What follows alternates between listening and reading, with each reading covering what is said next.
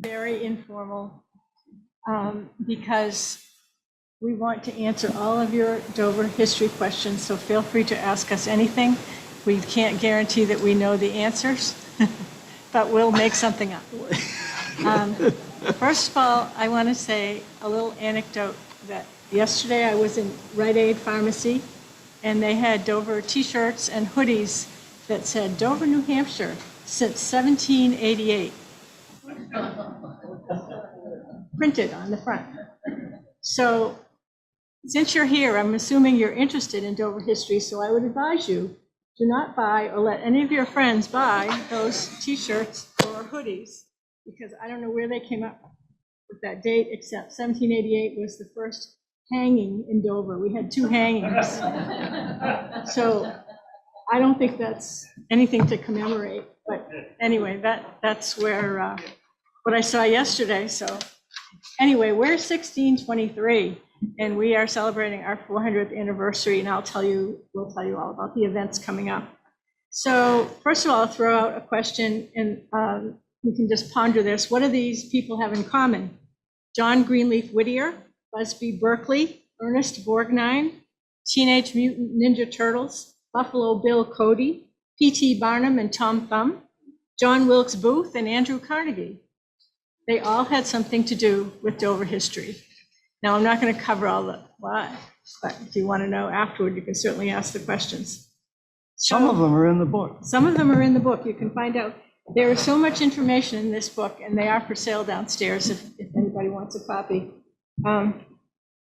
Dover 400, Andy and I are both on the committee, and we came up with this idea to take all of these separate booklets, 28 years of booklets where we did different heritage walks in different neighborhoods, but compile them into one big booklet, indexed with new photographs.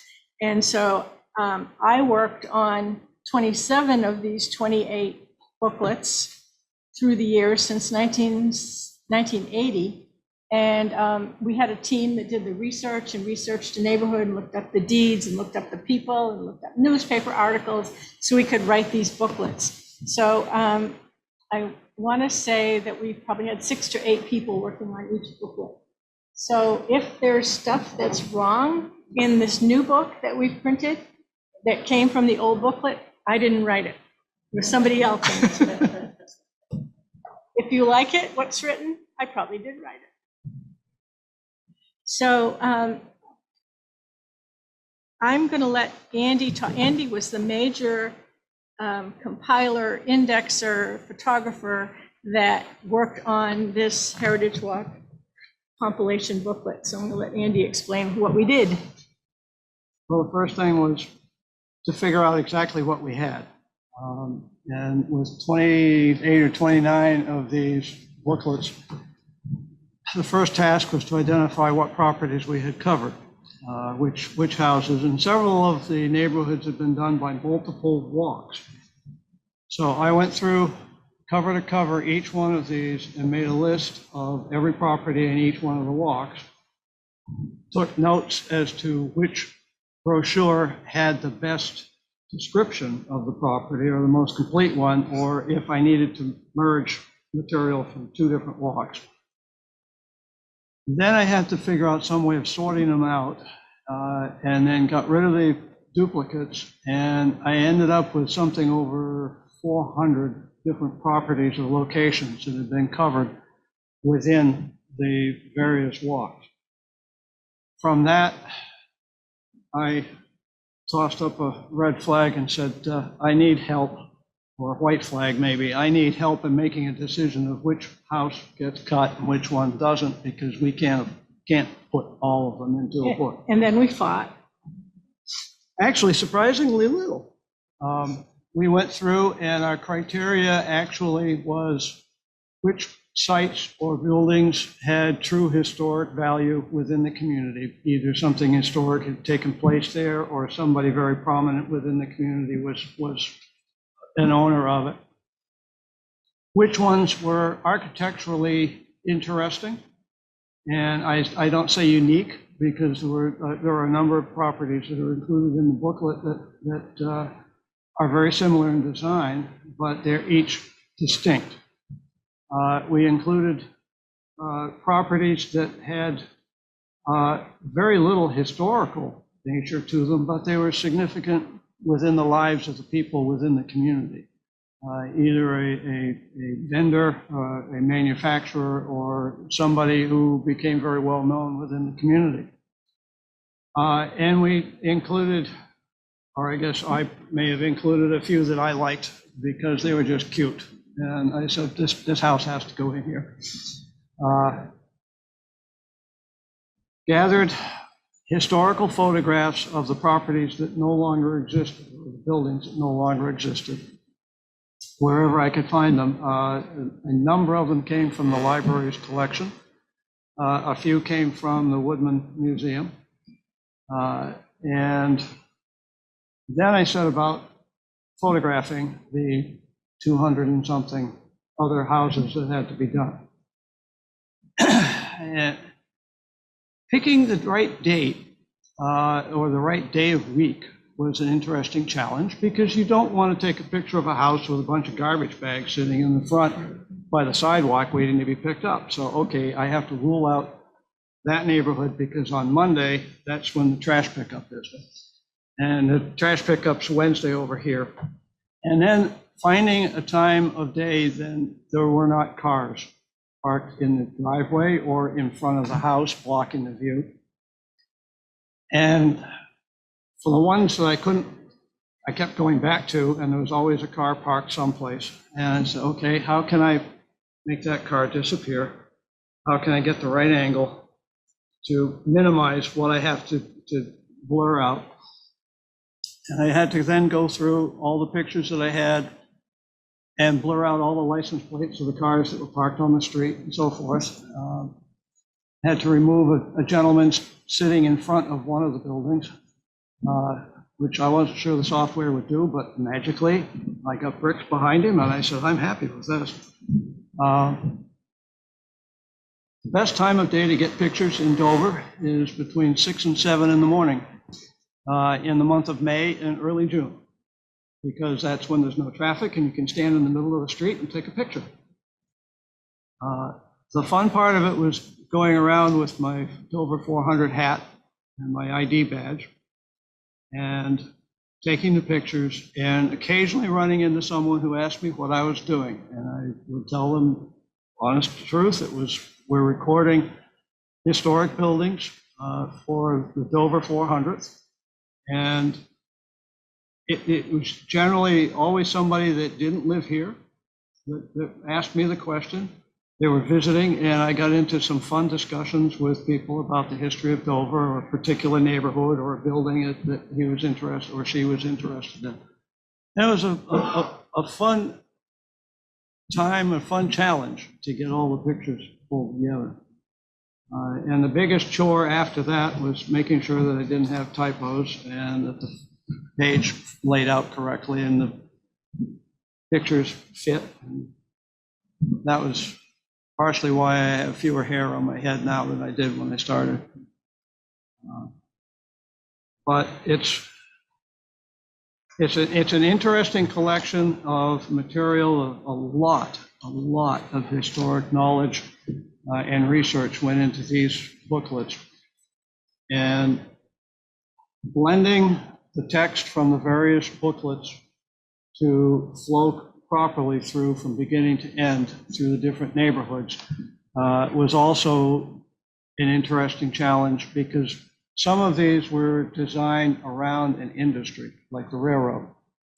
And so the neighborhood was discussed and presented from the perspective of the businesses that were drawn there by the railroad, or how they were changed by the railroads coming. And I wanted to present the history of the buildings and the locations, so I had to rework sections of it. Others, the waterfront or the mills. So it was a question of what do I include and what not, and I tried to come up with a good balance. Those of us who were involved with proofreading this and pulling the material together and making the selections, knew that there were a few errors and omissions from the previous brochures. New information had come up. Some of the properties were not examined in terms of their historical provenance back beyond a certain point. And some information we knew could be updated and corrected.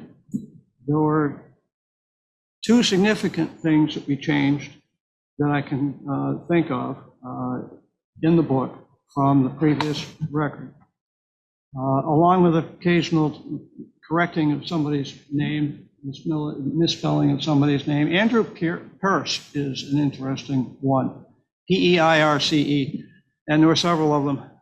Each generation had one. And if you're not really careful, you can mistake the mayor for one of his ancestors or descendants.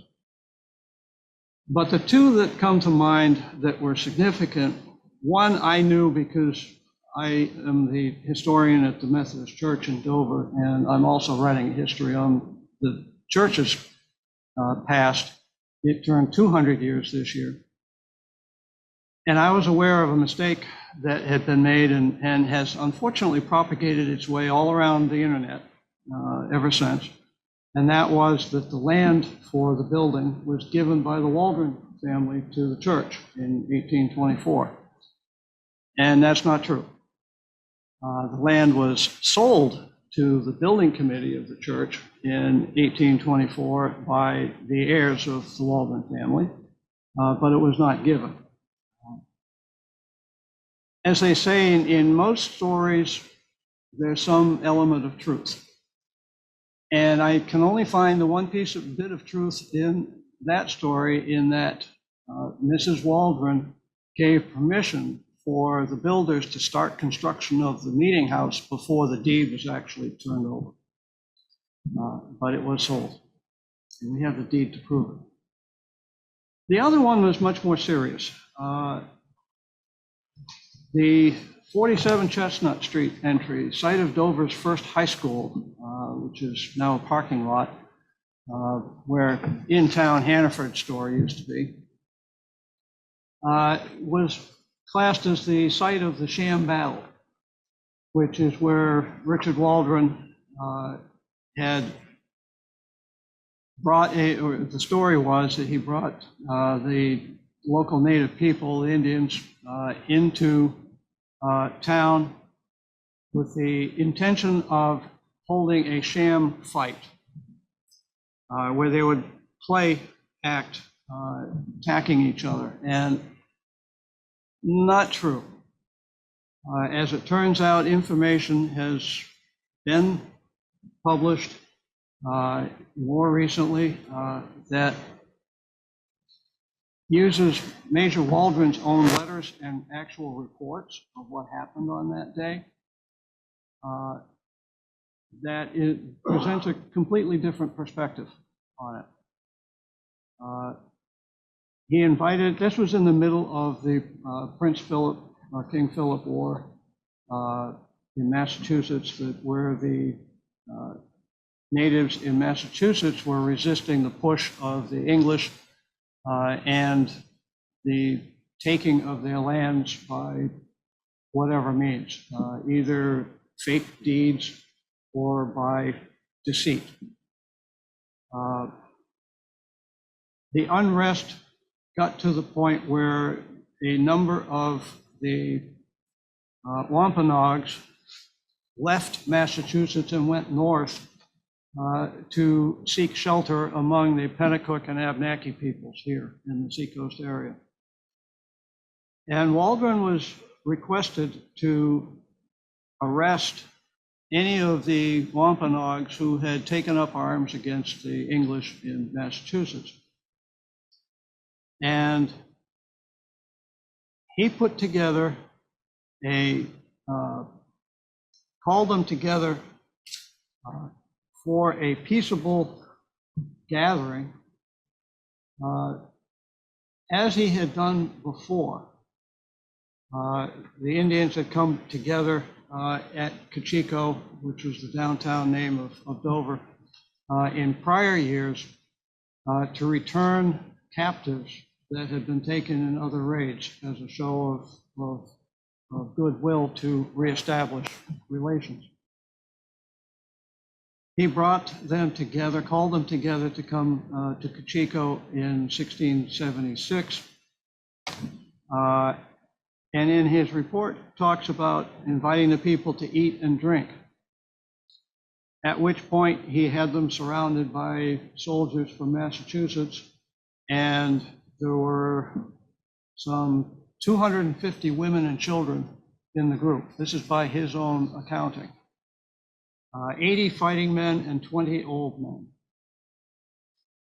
He had them shipped to Boston. He held out 10 young men to impress them into service with the militia and their families. And this was another method that the colonists used to maintain Indian scouts and guides for their militia by protecting their families from harm as long as they were working for them in the militia. So they were basically held hostage, or the families were held hostage. He held out 10 men and their families, shipped all the rest, which included a number of peaceable local Indians, to Boston, where a significant number of them were immediately executed and the rest were sold into slavery. It's no surprise, or should be no surprise, that the kind of treachery that's represented by these acts and things that he had done in years prior, such as arresting Indians up in Maine that had not had any adverse interaction with any of the settlers, and shipping them to Boston to be imprisoned, or executing Indians that he had interviewed and interrogated in Maine on previous expeditions. That when the Indian conflicts came to Dover in 1689, that Mr. Waldron was singled out for particularly brutal treatment. So the description of the sham battle has been revised in this issue, and we hope that in future the talk of Waldron's sham battle will actually contain more truth than it has in years past. And most of this information, by the way, is found in a very interesting and worthwhile reading book called Our Beloved Kin. It's by an author, Lisa Brooks, published in 2018. And her sources were literally the colonial records and reports from the witnesses and participants in the history that took place in the 1600s here in Massachusetts and New Hampshire. So that's our serious moment for the night. Thanks, Andy. So this is supposed to be a sort of a whirlwind tour of Dover history tonight, 400 years in an hour. Here we go. Did you know that Dover has 50 miles of river frontage? Most cities don't have that. We have the Bellamy, the Cachiko, the Piscataqua, 50 miles of river frontage, very unique. The word Cachiko means swift foaming water. It's a Native American word. Now, you know, you've seen Cachiko spelled two ways without that second H. That's because it was always with the two H's in the ancient times, but when they registered the Cachiko Manufacturing Company in Concord in 1828, the clerk recording the deed spelled it wrong. So it became the Cachiko Manufacturing Company. So that became the correct name. And so we kind of drifted into leaving off that second H. So when I'm writing about Kachiko, if I'm talking about the mills, I spell it with one H. And talking about the river or the ancient history or any other part of the river, I spell it with the two H's. Now, spell check doesn't like that. Add to dictionary. That's an interesting fact to know. So you're going to go home and you're going to amaze your friends with all these facts you now know about Dover history. And a lot of this is, all these little facts I'm going to mention, a lot of it is in this book. So one of the booklets we did was the architectural tour, which is from 1997. Dover is very unique in that we have 10 different residential housing styles within like a 6-block area, kind of centering on Silver Street. So by taking a short 1-hour walk, you can see colonial, Georgian, Federal, Greek Revival, Second Empire, Italianate, Victorian, Stick Style, Queen Anne, and Colonial Revival. And this booklet has all those house styles listed and where to see them in Dover. Now, this booklet isn't reproduced in here, although we mentioned like this Italianate house or things like that, but this is really interesting. Another unique thing about Dover, 10 architectural styles that you can visit. Speaking of 10, we were talking about this before the program, we've had 10 presidents visit Dover from 1817 when James Monroe came through Harry Truman in 1952. We don't keep track since 1952 because that's when the New Hampshire primary started, and then everybody came to New Hampshire, so we stopped with Truman. Did you know that Dover had the first strike by women in the United States? December 26, 1828, 800 mill girls ran out of the mills with signs and speeches and militia music, and we don't have any recordings of that or any text of their speeches, but we know that 3 days later they went back to work no better off, and that the newspaper at the time, the Dover Inquirer, wrote a front page article about it and called it the most disgusting spectacle we have ever seen. You know whose side they were on. We know about our two big material industries, the cotton mills, the Kachiko Manufacturing Company on the Kachiko River, and the Bellamy mills on the Bellamy River, the Sawyer woolen mills. So they were never competitors. One made wool, one made cotton, and both were on different rivers, but mostly everyone who emigrated to Dover came to be a mill worker. So we're sort of very proud of that heritage. We also had another important industry, the brickyards. The banks of the Kachiko and Bellamy rivers are very much clay filled. And by 1923, it's estimated that Dover had produced 40 million bricks. And one quote at the time said that they could probably produce 40 million more if they kept digging the banks. And now I know at low tide, you can still see brick shards and remnants on the banks of the Kachiko River if you're taking a boat trip out. We had a famous infamous day called Dover's Black Day in 1896, when a big flood happened, a big winter storm, and it took out all the bridges and it closed the mills, put everybody out of work, everything collapsed. And there's a lot of good articles written about Dover's Black Day and how we recovered.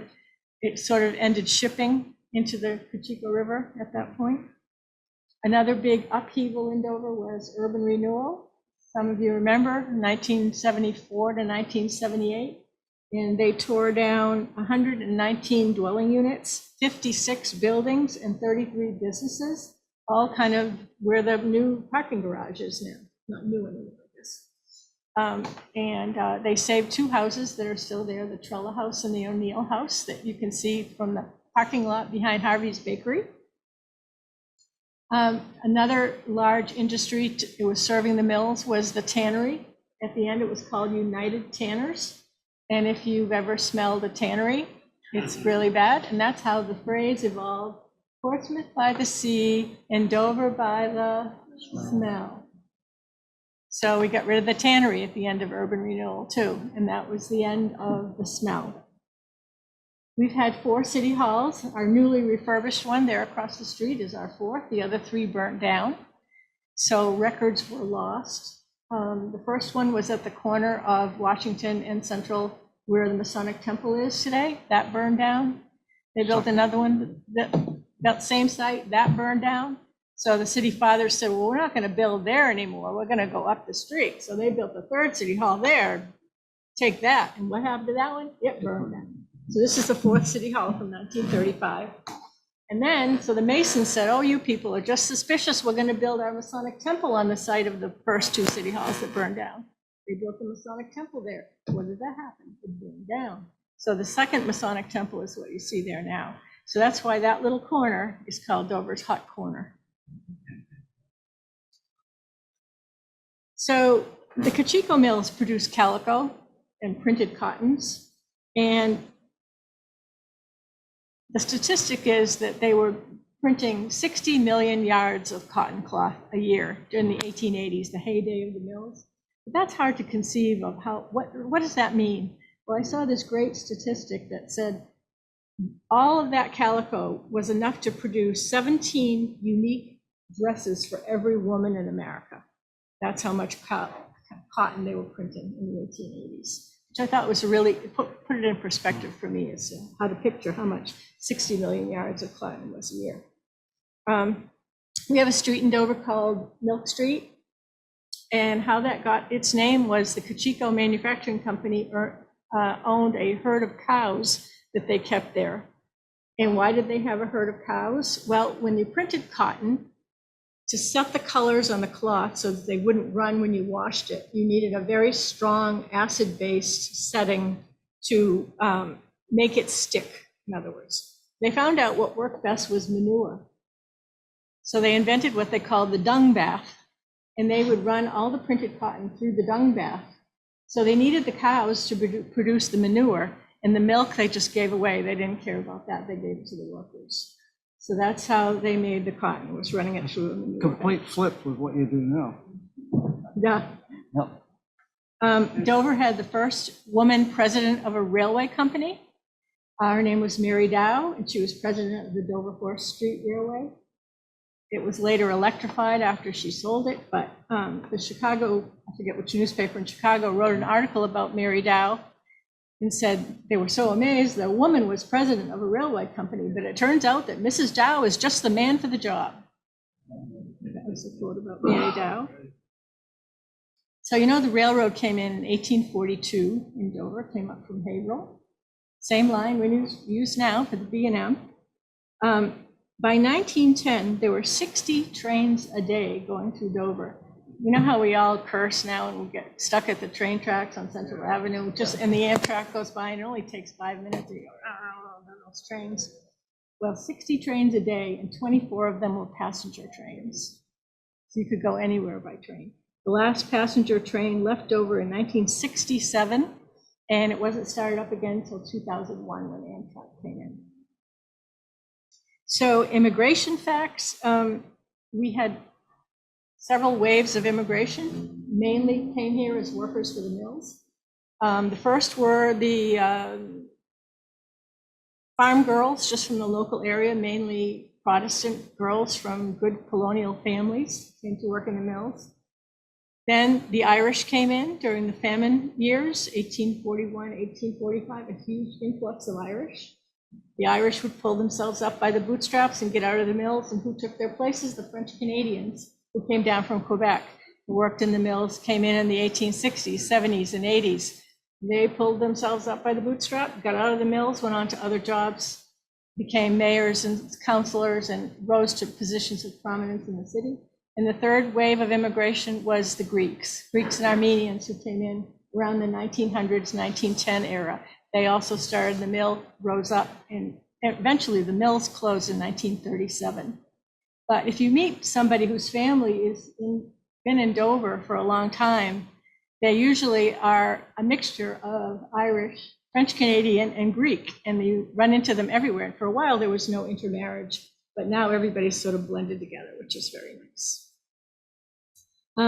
I mentioned 1788 was the first hanging. Dover was the seat, county seat, and still is, for Stratford County. And 1788, Elisha Thomas was hanged for a crime, a murder he committed in New Durham. In 1846, a man named Andrew Howard, I think his first name was Andrew, It was hung in 1846 for a crime he committed in Rochester. So the crimes didn't happen in Dover, but they were executed in Dover. Alicia Thomas was hung right at the bottom of Henry Law Park there, right down the hill from, what's the name of that steep street that goes down next to Cumbies? William Street, right at the bottom of there, and the people sat on the side of the hill and watched the hanging. Second hanging was on Silver Street. The jail was on Silver Street, right next to Dennis Ciotti's house. So those were our only 2 executions. A very cruel thing that happened was the Quaker women were whipped in Dover. There's a famous poem by John Greeley Whittier, When the Women Were Whipped in Dover. And they were whipped for their religious persecution and their religious beliefs. 3 women were stripped to the waist, and they were hit with whips on their backs, and they were hauled out of town with a horse cart. And John Greeley Whittier, whose parents were married here in Dover, wrote a famous poem about it. So we had that happen in Dover. And there's a really great book published this year by Janana Hodson, Hodson, called Quaking Dover. If you want to know more about the Quakers in Dover and how they integrated with it and didn't integrate with the population of the First Parish Church in Dover. Really, really interesting book published this year. And I wanted to share, so I'm sure everybody here has walked in Pine Hill Cemetery, and I've done a lot of research there myself, and there's some great gravestones with really good inscriptions, and you see like 5 children in a family who passed away, and you wonder what was it, diphtheria, what did they die from? But my favorite gravestone inscription, let me know if you've seen this, it's in the new part of Pine Hill Cemetery, and it's at a gravestone that's labeled Colby, C-O-L-B-Y, and it says, "Too bad she died, she made great biscuits." One of my favorite stones in Pine Hill Cemetery. So we wanted to cover some of the events coming up for the Dover 400 celebration. I have to look at my list. June 24th is Dover on the Water. There'll be a Hilton family reunion at 11 a.m. at Hilton Park. Everyone related to the Hiltons and Roberts are invited. There'll be an antique car show that day at Henry Law Park, and there will be music noon to 8 at the Rotary Arts Pavilion. And at 5:30 p.m. back out at Hilton Park, it will be the Merrimack Regatta. And at 4 p.m., a boat parade up the Cocheco River to downtown, and anyone with a boat is welcome to participate in that. June 25th is baseball of yesterday and today. We are celebrating also Portsmouth's 400th anniversary with a historic baseball game at Leary Field in Portsmouth. It's a Legion tournament. Noon to 3 is the vintage baseball game, and then 4 to 7, actually there's Legion games that whole day, but that's our sort of concession to Portsmouth, that they are truly indeed celebrating 400 years as well. July 1st is our block party. Downtown, bands at the pavilion and all kinds of vendors on Central Avenue from 10 to 9 p.m. And 10 to 4 in Henry Law Park, there's a historical interactive walk with all kinds of the characters, some of whom I've mentioned tonight, brought to life. And you can walk through Dover history through Henry Law Park on July 1st, 10 to 4. July 2nd is our big Dover 400 parade. Is it 3 o'clock?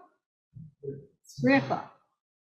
And then July 4th, of course, our traditional fireworks, but doubled this year. We're going to shoot fireworks from both McGlarris Park and Garrison Hill Towers. So a double whammy of fireworks for July 4th. And the 39th Army Band concert at the Rotary Pavilion at 7:30. So those are some of the things that are coming up for the 400th. There's other things throughout July and August as well, but I'll only cover June for now. Also coming up, if you want to know more about Dover history, I do walking tours, historic walking tours for the Chamber on one Saturday a month.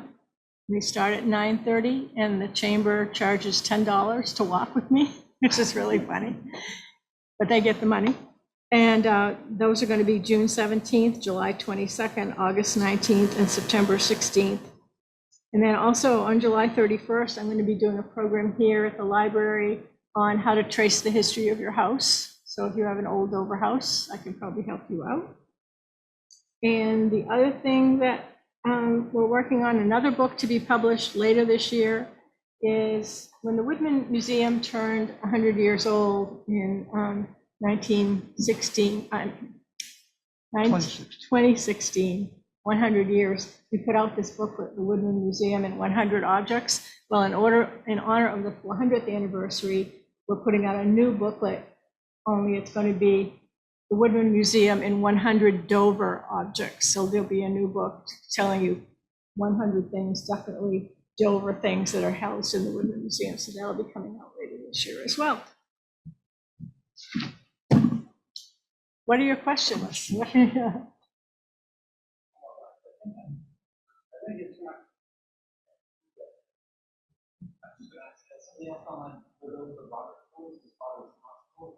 Yes.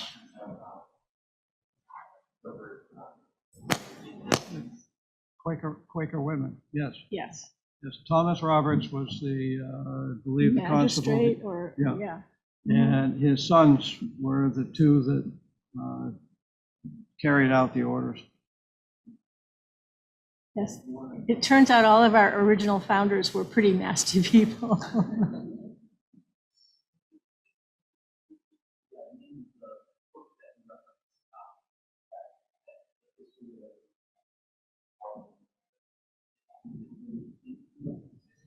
Our Beloved Kin by Lisa Brooks.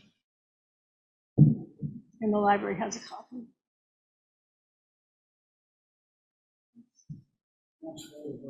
Stagecoach, I recall, on this civil school. All the celebrities came through town, they were all stopped at that school. Oh, Dame Tibbetts Tavern. I believe it's 45 silver. Yeah, Daniel Webster went there, and that's where the mills were incorporated in 1812, and a bunch of guys got together and they sat in the tavern and they drew up their contract and they all donated money.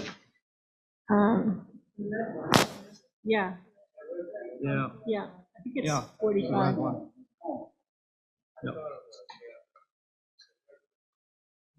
It'll take me forever to find it.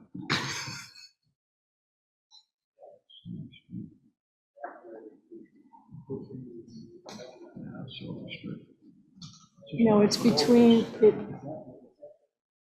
it's between Locust and Atkinson. Yeah, on the right Dame side. Tibbetts is 45. 45 silver. 45.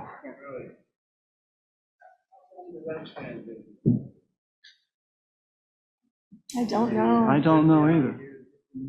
I don't know. Yes.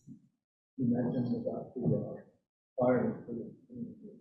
This is before town hall after all the fires, and I think some of the other buildings, the storage buildings, involved with the really got fire, really got no buildings. I wonder if you could comment on that. It's insane fire.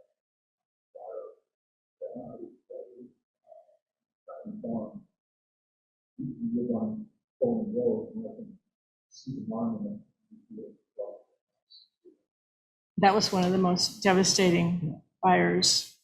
They just let people burn in their locked rooms. And, yeah, and supposedly it was 40 something. Yeah, we don't cover it in the book because that wasn't a neighborhood we went out and toured. But and the theory is that the matron that night was smoking and might have let one of the inmates have a cigarette too. We're not sure how the fire started, but from smoking. Yeah. I know I've seen the newspaper article, I think that and then I rewrite on it that was from 2 years later. Yeah. I guess there were mistakes after mistakes after mistakes in it. Yeah. Yeah. No. And then it took a long time to get any firefighting equipment out there, and Right in the middle of the winter. yeah, and no water supply nearby, and yeah, a very devastating fire. Yeah, Dover is plagued by fires. Almost everything is burned at least once, which is why they started putting brick ends on houses. Fireplaces and smoking, and, you know, not putting out the ash at night, you know, when you go to bed, or, yeah. The homes were heated by wood, fireplaces and so forth. Yeah. Why did candles on the Christmas tree? Yeah. Right, yeah. Answer to the question about Dame Tibbetts Tavern, I can tell you is at least after 1820, 1822 or thereabouts, because Dover Manufacturing Company was founded there at the Fish and Potato Club, which is an interesting name of a club. Yeah. So we also put out some maps on the side table, if you haven't seen those yet, just for curiosity reasons, if you want to explore what Dover looked like. Starting from, well, the Hilton map was drawn in 1923, but it's his recreation of what Dover might have looked like at Dover Point in 1623. Maybe not super accurate, but a good representation. And then our earliest map is at the end of the table, and that's downtown Dover, and it was hand-drawn by the postmaster, 1827. 27. And that's our earliest map, and then we go up through 1880s to the 1900s, 1877 bird's eye view, 1888. If you know anybody or you live in the downtown area that's either on the 1877 or 1888 bird's eye view map, if you look at each individual house, that is how those houses look today. He just didn't draw like little row houses all together. If there was a porch on the right-hand side, there's a porch on the right-hand side. If there was a turret, there's a turret. It's amazing, whoever drew those maps, how much detail they put into those bird's eye view maps. So we hope to see everybody at the 400th celebrations. Tell your friends, family, everybody come the last 2 weeks of July, week and a half in July, and a week in June, and a week in August. June and July, June 24th to July 4th. And there'll be a lot going on, and we hope everybody will enjoy it and participate. And we still have room in the parade for more floats. We're up to 40-something floats, and we're trying to get to 60. So if you're a group, organization, your family wants to. Neighborhood. Yep.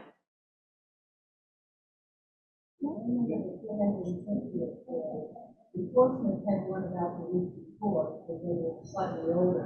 Enforcement, do they have anything similar? Theirs is early June, they're doing a parade. Yeah. Initially, our idea was that we get on the old General Sullivan Bridge. And we get a Portsmouth on one side and Dover on the other, and we spread out a cloth and we do a big tug of war. Portsmouth, Dover, Portsmouth, Dover. But that got kiboshed, since the bridge isn't safe. Yeah, fortunately, the bridge is not safe. Yeah, but we thought that would be fun. So we're participating in, our joint venture is the baseball game, and that will be in Portsmouth.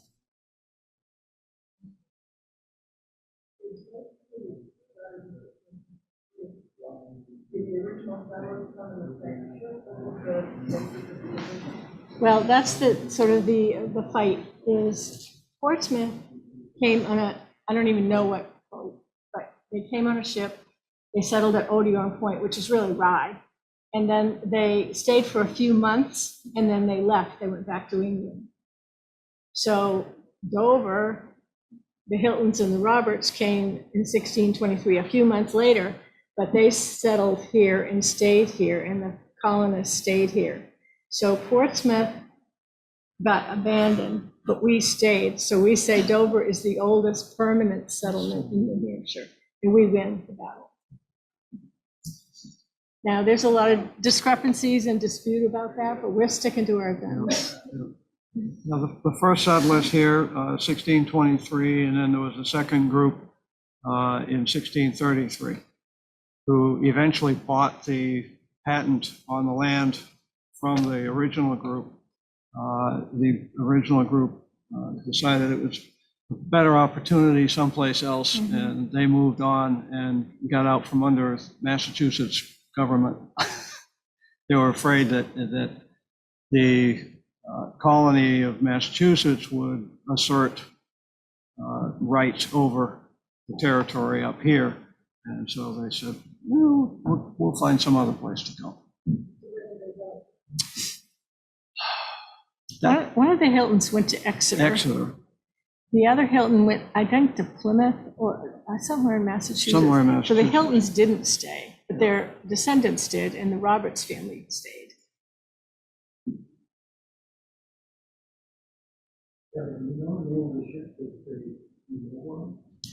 Well, they say it's the Providence, but I don't know if I believe it. One of those things that came down through legend and lore, and I don't. Problem. Yeah.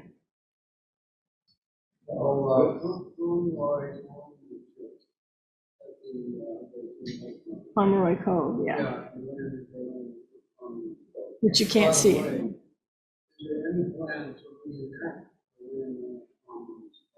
No, because they've got that big wall up now. Yeah. Yeah, Yeah. you can't even see the cove anymore, so. And you know, a lot of it was filled in when they built the Spalding Turnpike. Yeah. So it was a lot bigger and deeper and all that. Now, As you can see on the Hilton map over there. I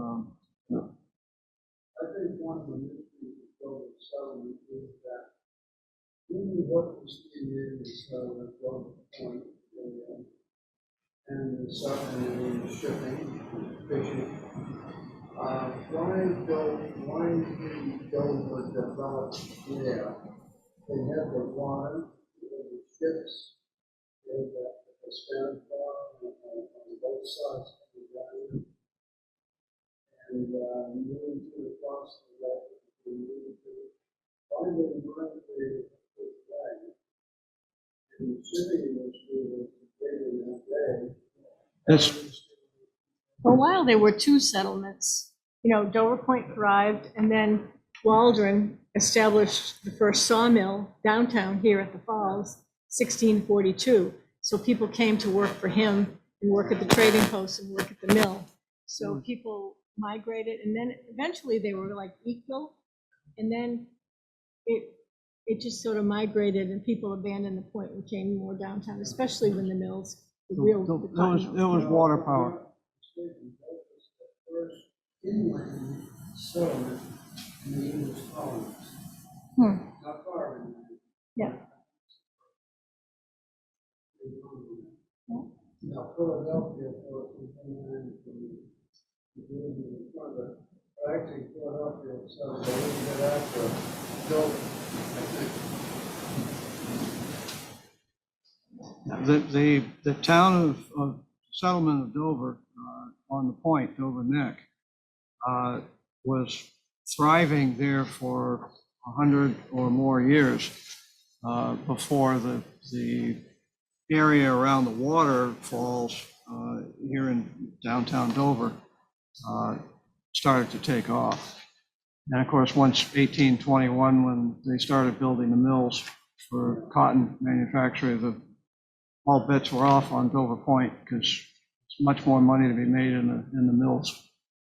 I think also that shipbuilding down at Dover Point, way back, some of the families that were building ships at Dover Point moved, they were in the slave trade down there, ships, and they moved to Barbados, the island of Barbados. So maybe in the island of Barbados right now, for people, you may have seen from people in Dover Point. Dover had a huge trade with Barbados. That's why we have Barbados Farm.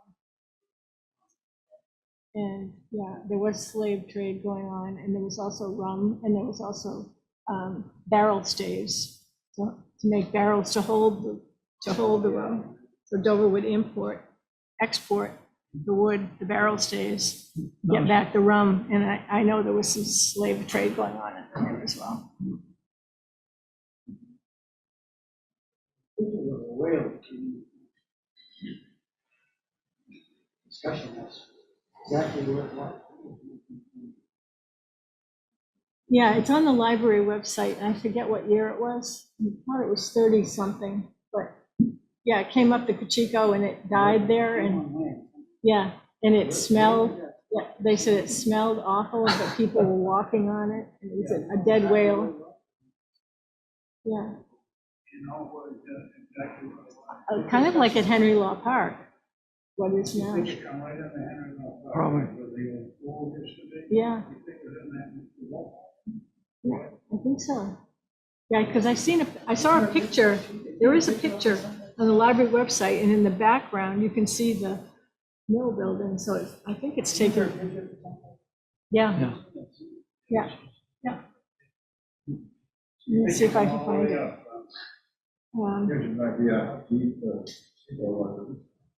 Not as deep as it was at the height of the shipping in the 1880s.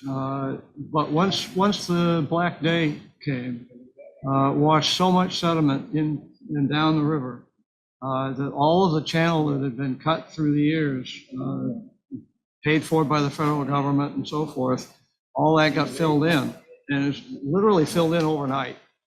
And so the deep ships couldn't no longer get up, and it wasn't worth the expense because the railroad was there. So everything shifted to the railroad. So there was a lot of discussion about it, but it never happened after that. Here's a picture of it.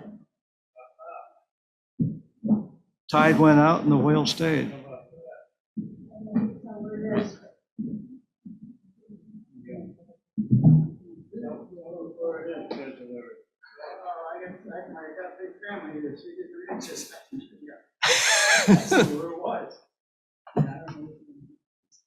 It's pretty close to downtown because you can see buildings.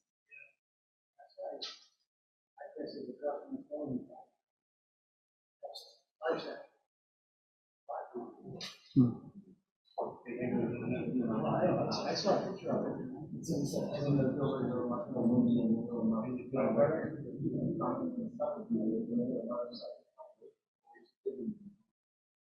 She was an anomaly. She was a woman unto herself. We have her house in the book. But Marilla tried to vote in Dover for 30 years and got turned down for 30 years. And she tried to run for governor, and she was the first woman to pass the bar in New Hampshire. And yeah, she was a very strong atheist and anti-religion, and Marilla was quite the lady. Marilla Marks Ricker. Yeah, there's a lot about her on the library website as well. Yeah. Yeah, so I have this picture of the whale, but I can't tell where it is. It's on a hillside. That might be the power plant in the background. Oh, could be. I think you're right. I think it's before the power plant. Yeah. Yeah, because when you. Oh, yeah, yeah. Down by the marina. Yeah. Yeah, between the marina and the power plant. Yeah, because the people are standing on a hillside. Cool. So it was 1930, the whale. Tim Finn brought his rifle and shot the whale several times until it stopped moving. The species of whale is unknown. Some residents thought it was a tuna fish. Others thought it was a horse mackerel. It was 31 feet, 6 inches long, 6 feet wide, weighed 4 tons. Then they left it there because I remember reading how bad it smelled. August 26, 1930.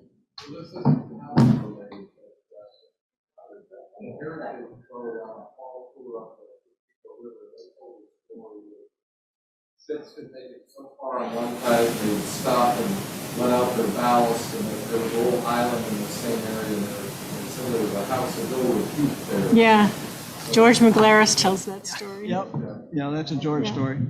Yeah. And some of the ballast stones are still visible in the river in that spot. Yeah, you mentioned the Buzzards birthplace. Let me see if I got a little bit correct. Now, I think it was a unique tradition in the rest of a lot of those great scenery revolutionary pieces that we look back in the 20s and 30s. A lot of false scenes and all that kind of thing.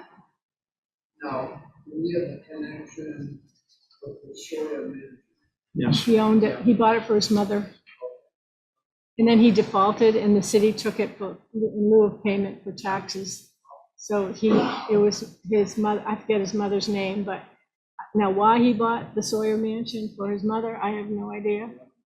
That's the Busby Berkeley connection. Yeah. Yeah, I think He it's in made it there in the book. somewhere. Yeah. It's in the book. I keep saying it's in the book. It's in the book. That one's in the book, yeah. I'm not sure Tom Thumb is. Mhm.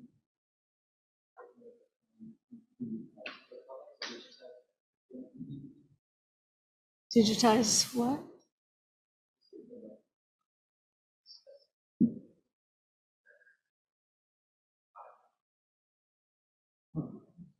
What was the question again? Oh,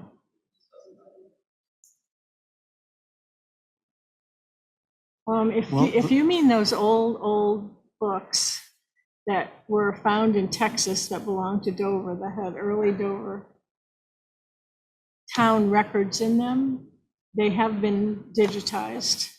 And I think you can find the link on the city website, but they're digitized, but they're practically illegible because of the old-fashioned scrawly, spidery handwriting. So there was a committee formed about 5 years ago of a bunch of, well, at least a dozen people who were going to sort of translate or decipher what those scrawlings said. And everybody dropped out. It was too much of a project. So the city still owns the book. They are online, but they're practically unreadable.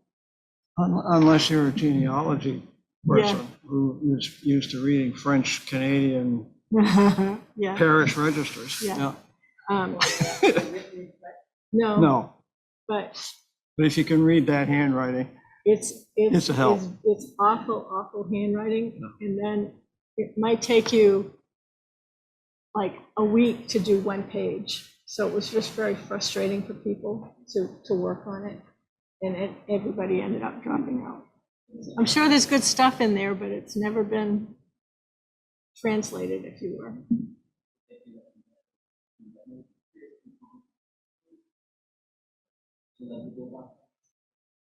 How to see them?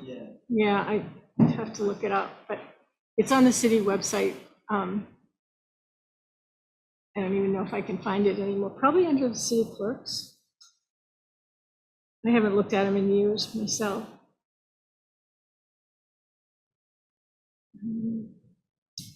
Don't know. I'm not sure how to find that. It's buried there, but they're there. Can you just alluded to some Dover records in Texas. Can you tell us what the background is for those of us who aren't familiar with that story? It was probably 10 years ago, and somebody from Dover, I don't know who, was looking at an online auction, and there was an auction in Texas that offered these Dover record books from the 1600s and 1700s. So the city contacted the auctioneer, who said they're owned privately. So there were all kinds of attorney things going back and forth about there are records and you can't sell them. And I don't know how it was wrangled, but the city did get them sent back without paying for them. So I forget all the specifics, but it was like how our record books ended up in Texas. I have no idea. But some sharp-eyed person noticed it and told the city. and we were able to get them So back. they were government records from City Hall Yep. about Yep. property transfers Yep. or marriage licenses. Yeah, a lot of really boring stuff. That's the other reason people quit working on it. It was like, the minutes of a meeting in 1702, and it was like, Even if you could read. yeah. Why would you want to? Yeah, yeah. Unless it's indexed, so you can find the name of your ancestor. Yes. Yeah. Or you're researching some event that took place. Yeah.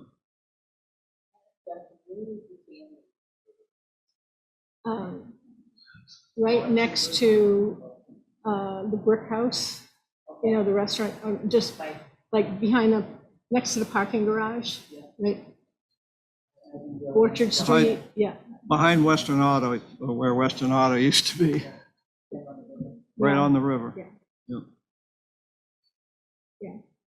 Horrible working conditions and really, really tough jobs. But they started out, Ivy Williams started out in the mills because they made leather belting that ran all the machinery between the floors, like big, wide, thick leather belting. And that's why they needed a tannery to make the leather belting. And it evolved into Ivy Williams and then became United Tanners and then eventually So closed. the hides came upriver in ships. I would guess river and probably by train too. Yeah. Later on, after, say 1850.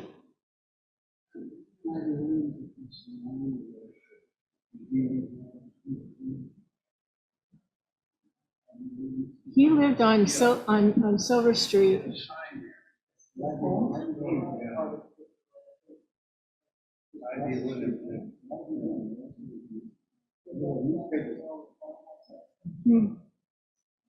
The Printworks occupied literally all of Henry Law Park when they were in full bloom. So they were all torn down in, I believe, 1915. They were closed in 1912 and then torn down 3 years later. Basically, every square foot within Henry Law Park was covered with a building of some sort that was related to the Printworks. Yeah, if you look at that map of the mill buildings on the left-hand side there, you can see Henry Law Park was not a park. It was just filled with printery buildings.